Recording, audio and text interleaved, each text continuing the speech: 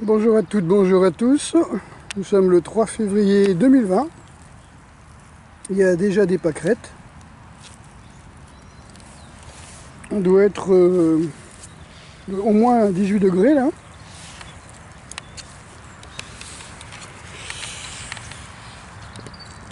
Et je suis à peu près sur les lieux de mon dernier stage qu'on a fait ce week-end. J'appellerai le stage fantôme parce que c'est, je crois, dans toute l'histoire de mes stages, la première fois que je n'ai pris ni photo, ni vidéo. Parce que j'ai voulu donner un maximum de contenu. J'avais amené la caméra, mais je me suis consacré à 130% à donner un maximum de contenu parce que le but de ce stage était d'apprendre à se prémunir des armes blanches. Et d'après ce que j'ai compris, il y a encore eu, durant le stage, durant la période du stage, en Angleterre, en France, encore des gens qui ont été tués à coups de couteau. Donc comme je l'ai dit sur ma page YouTube, c'est vraiment tous les jours. Donc je referai un stage sur ce thème à mon retour de Russie. Donc certainement le week-end donc 7 et 8 mars, ou bien sur plusieurs jours. Je donnerai le choix, hein. Vous pourrez faire 3 jours, donc 6, 7, 8 mars, ou bien peut-être toute la semaine, je sais pas, on va voir. Je vous donnerai ces informations-là. Voilà, aujourd'hui je voulais vous parler d'un thème qu'avait abordé Karl-Heinz Durkheim dans un de ses livres, où il disait mais qu'est-ce qu'un maître? Qu'est-ce que peut être un maître? Et en fin de compte, il en conclut qu'un maître, c'est quelqu'un qui désillusionne ses élèves, ses disciples. Et le disciple, c'est celui qui accepte d'être désillusionné, parce qu'en fin de compte, les illusions font qu'il va s'accrocher à son ego, et il accepte de remettre en cause son savoir, parce que souvent, à cause de l'ego, on s'identifie à notre savoir. Je sais que, donc je suis. Vous voyez, je sais plus que toi, donc je suis meilleur que toi. J'ai eu accès, de par ma naissance, à certaines études, donc je suis meilleur que toi. En gros, c'est ça. Et le maître, il vient quand le disciple est prêt, mais il vient pour désillusionner les gens. Et son but n'est pas de dire oui, amen à tous les desiderata du disciple. Le disciple, au départ, il choisit son maître en choisissant quelqu'un qui conforte ses croyances, ses propres croyances. Donc, il va rester auprès du maître tant que celui-ci va lui dire, par exemple dans les arts martiaux, oui, le Bushido, code de l'honneur, oui, le karaté, c'est un art martial, oui, des trucs comme ça, quoi, vous voyez, des trucs que la logique par elle-même, si vous n'étiez pas dans les arts martiaux, si vous prenez quelqu'un d'extérieur, quelqu'un d'extérieur va dire, attends, tu vas pas sur le champ de bataille en kimono, avec une ceinture, en faisant des katas, sans armes, quoi, je veux dire, vous voyez, donc n'importe qui n'y connaît rien, en sait plus plus dans le côté logique que celui qui se dit 5e, 6e dan de karaté par exemple. Donc le maître est celui qui va désillusionner, sauf que quand le maître fait bien son boulot, il va casser l'ego du disciple. Je me souviens en replay comme j'en parlais aux stagiaires, qui avait essayé de me faire sortir de mes gonds plusieurs fois. Et je l'ai compris, je m'en suis douté sur le coup, et après c'était devenu une évidence. Mais voilà, donc c'est très bien. Donc voilà, le maître est celui qui va désillusionner. Une fois qu'il connaît bien son disciple, il va le désillusionner, je vais finir par le dire. Et là, le disciple, il y a 2 solutions, où il se remet en cause, et là il commence à perdre de l'ego, où il arrête de s'identifier à ses croyances, à son, entre guillemets, savoir, Et là tout se passe bien, il va pouvoir s'éveiller à autre chose. Ou bien il va dire, ce maître est fou, il n'y connaît rien, c'est un traître. Il n'est plus d'accord avec moi, c'est ça que ça veut dire. Il n'est plus d'accord avec mes croyances, donc c'est un traître. Le jour où vous dites, votre papa vous dit non, le Père Noël n'existe pas, ou votre maman vous dit ça, vous pouvez dire, ah non, je ne suis pas d'accord. je ne suis pas d'accord. Je ne veux pas que le Père Noël n'existe plus. Vous voyez, il n'existe pas.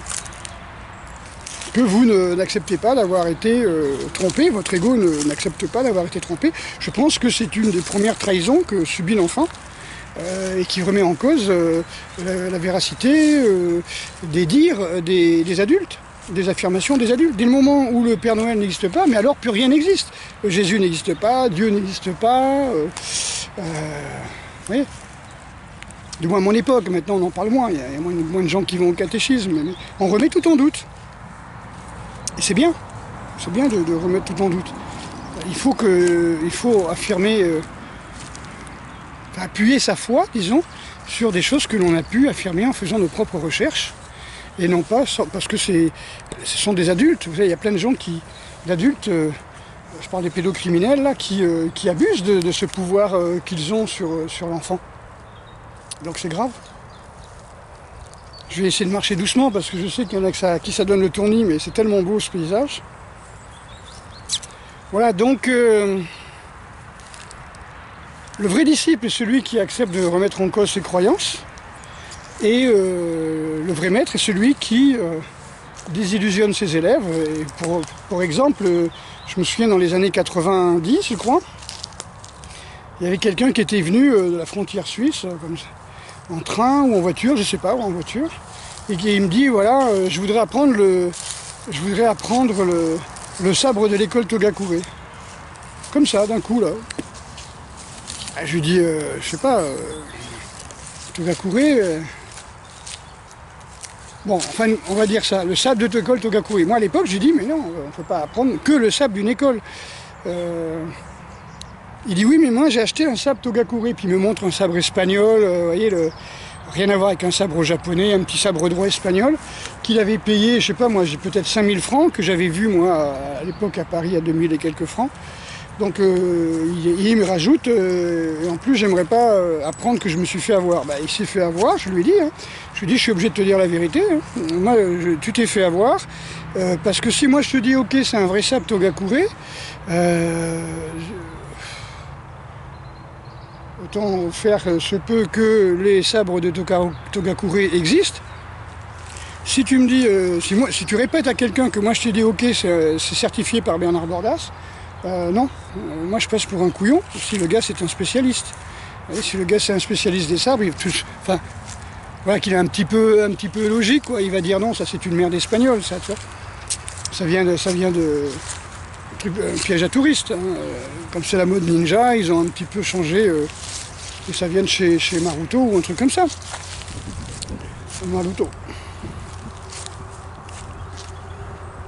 Marteau, je crois qu'on dit marteau, quoi. C'est Maruto, mais enfin c'est pas grave, c'est marteau. J'ai visité d'ailleurs près de Tolède la fabrique, hein, de sabre, hein, de chez Marteau, Maruto. C'est le rond, hein, Maru, et la lame, To, Maruto. Voilà, donc la personne a été désillusionnée certainement, et j'ai pas à mentir, j'ai pas à refuser de dire la vérité pour faire plaisir à une personne qui avait une trentaine d'années, quoi. Je veux dire, c'est plus un enfant. Là, vous savez, c'est ce genre de mensonges blancs qu'on dit pour pas faire pleurer les enfants. Oui, ta maman elle est partie, elle reviendra bientôt, on sait pas quand, mais bon voilà. T'es pas abandonné, pour pas décevoir l'enfant. Donc le disciple, et je pense qu'une bonne partie d'entre nous, on devrait se remémorer à quel moment on a été déçu, on a été désillusionné, et on est parti, on a viré de nos relations des personnes qui nous disaient la vérité en fait, qui nous désillusionnaient et que nous on ne voulait pas. être désillusionné parce qu'on était dans le confort du mensonge. Voilà, le mensonge c'est bien moelleux, c'est bien chaud, c'est bien... Voilà, c'est bien confortable. Et puis quand quelqu'un nous dit la vérité, on vire cette personne, alors que ces personnes sont des trésors dans notre évolution. Hein, il y a un proverbe qui dit méfie-toi de tes amis, mais traite tes ennemis comme des trésors. Donc oui, parce que ceux qui vont vous faire avancer en vous disant vos défauts, en vous montrant vos défauts, même si vous ne les dites pas, c'est comme un adversaire dans un combat. C'est un adversaire partenaire hein, dans un jukumité, dans un randori. Dans des assauts libres comme ça, de lutte, de judo, de sport, hein, de karaté, de boxe. C'est quelqu'un qui va vous donner, qui va vous faire comprendre vos points faibles. Si votre garde est trop basse, eh ben, vous allez en prendre plein la tête. Si vous êtes trop près, ben, vous allez vous prendre des coups de poing, des coups de pied. Si vous n'êtes pas assez rapide, c'est quelqu'un qui va vous permettre de vous perfectionner. C'est pas un adversaire, au sens propre du terme, qui est opposé à vous. C'est quelqu'un qui, et vous avez le même rôle, hein, c'est quelqu'un qui va vous polir. Vous voyez, c'est quelqu'un qui va vous permettre de découvrir, qui va vous révéler, hein, en fin de compte, ses points faibles, et ça va vous permettre de vous corriger. C'est le but de l'assaut. L'assaut, c'est pas de gagner, l'assaut, c'est de combattre sincèrement. Et puis, comme vous allez profiter des points faibles de l'adversaire va comprendre. C'est pour ça que souvent on dit celui qui perd gagne. C'est-à-dire celui qui a perdu de nombreux combats, petit à petit, comment dire, il s'est réajusté. Et donc, comme il s'est réajusté, ben, il n'a plus de points faibles. Grâce à tous ses partenaires adversaires, on va dire, avec qui il a combattu, qui leur ont permis, qui lui ont permis plutôt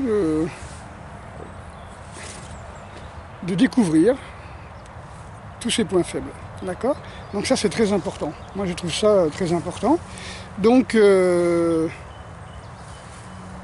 quelqu'un qui gagne toujours, le jour qu'il va perdre, ça va faire très mal. D'accord ?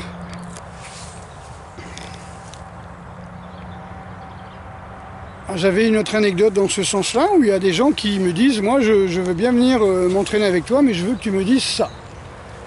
C'est-à-dire, ces personnes-là veulent que je les conforte dans leurs illusions.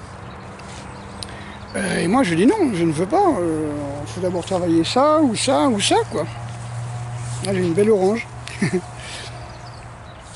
On est censé être en hiver, hein, manger des oranges en hiver, c'est pas évident. Donc voilà, donc le maître, c'est pas celui qui dit oui à tout, hein. Le maître, c'est celui qui dit à quoi ça peut te servir que je t'enseigne ça et ça et ça. Tu as autre chose à découvrir avant, et surtout, tu as d'autres choses non pas à acquérir, mais à lâcher, beaucoup de choses à jeter, qui t'empêchent d'avancer. Et quand tu auras... Parce que ramer, c'est bien, mais il faut larguer les amarres, quoi. Il faut lever l'ancre avant de ramer. Ça sert à rien quand vous ramez. Normalement, vous devriez avancer tranquillement sur le chemin de la vie, sans rencontrer on va dire, d'épreuves qui ne soient pas adaptées à vous. Hein, on dit toujours Dieu vous envoie des épreuves à votre mesure, quoi. Il ne peut pas vous envoyer des choses que vous ne pouvez pas supporter. Si vous avez un chagrin d'amour, c'est juste ce qu'il vous faut pour évoluer. Parce que vous étiez trop attaché, parce que vous étiez trop matérialiste ou trop éthéré, vous attendiez trop telle ou telle personne, vous avez brusqué un peu les choses, la personne n'était pas prête. Tous ces trucs-là, vous devez le comprendre. Mais si vous vous suicidez pour mes chagrins d'amour, évidemment, c'est refuser les épreuves. Hein. C'est le gamin qui va pour passer le bac et puis qui se prend la veille, quoi. Ça n'a aucun sens, vous voyez. On est là pour apprendre, on est là pour se perfectionner, et ça fait partie de ça.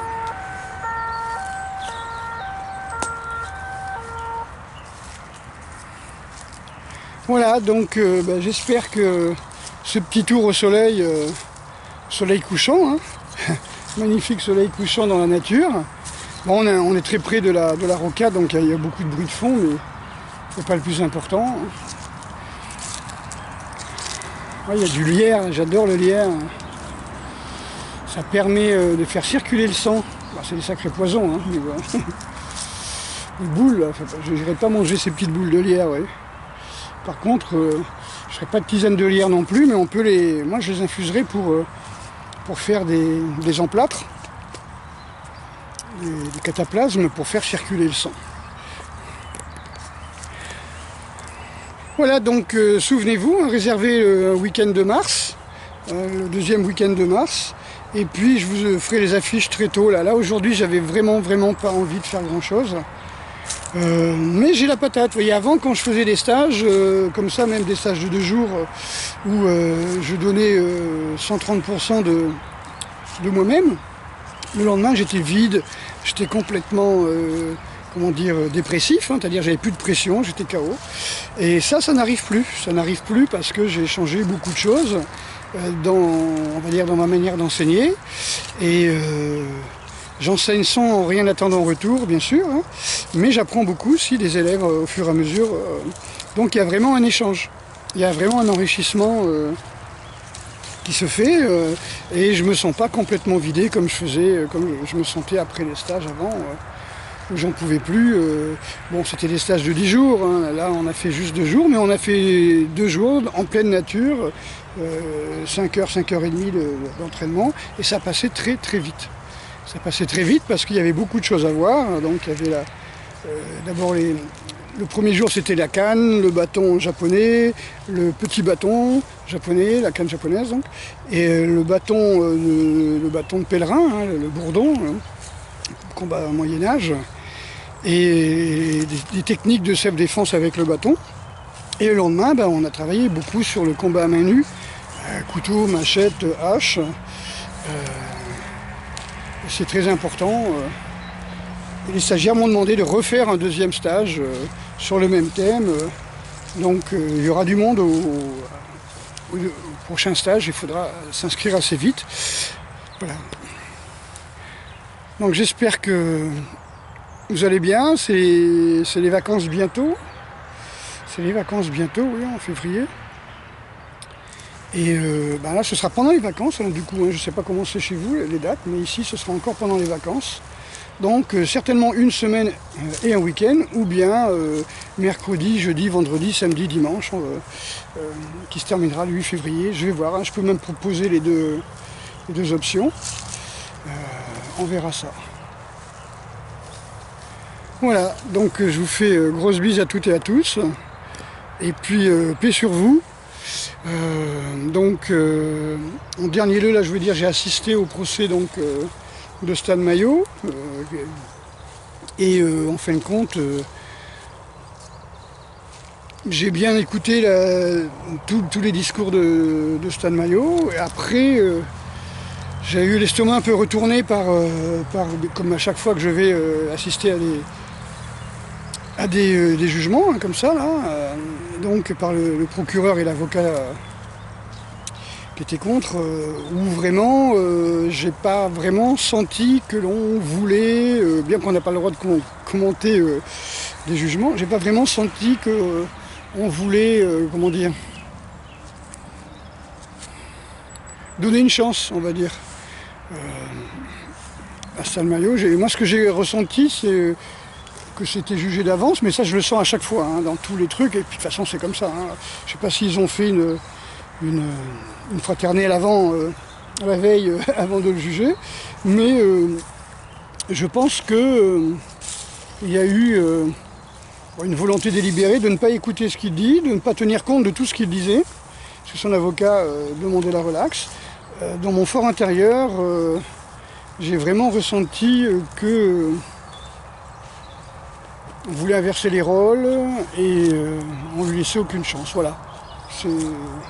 C'est assez rare. Je vais régulièrement au tribunal voir des jugements. Je les commente rarement. Là, ça m'a fait tout drôle.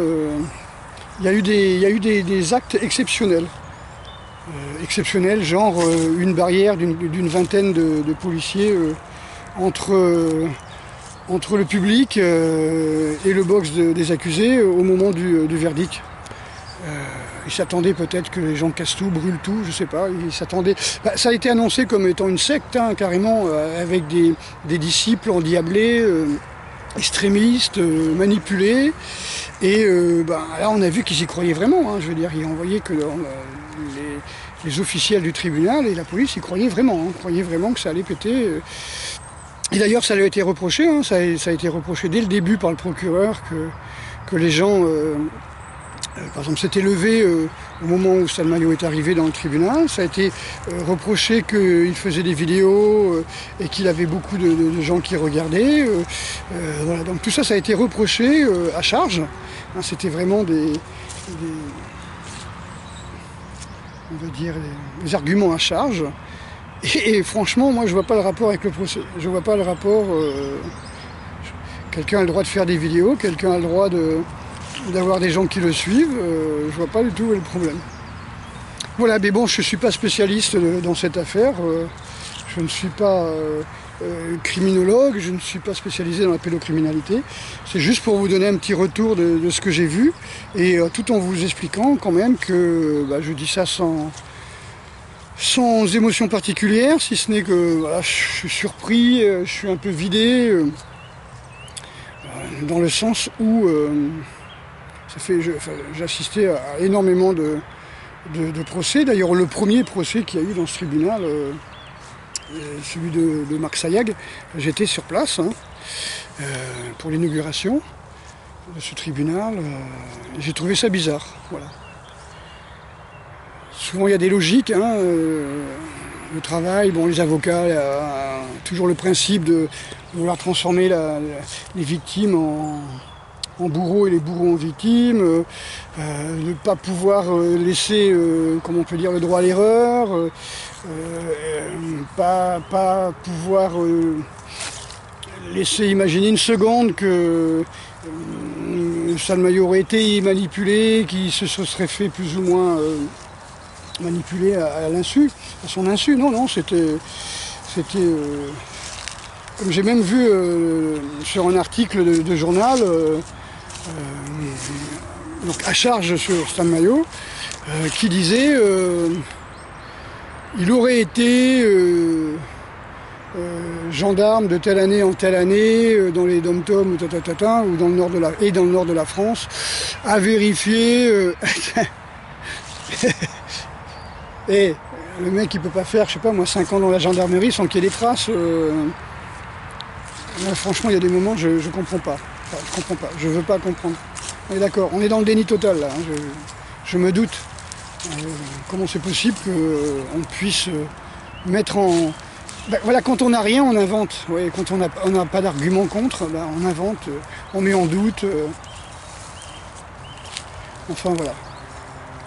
Voilà, c'est pas un commentaire sur une remise en cause du jugement, c'est simplement que je suis secoué. Je trouve que ce jugement était différent de ceux que j'ai vus jusqu'à présent.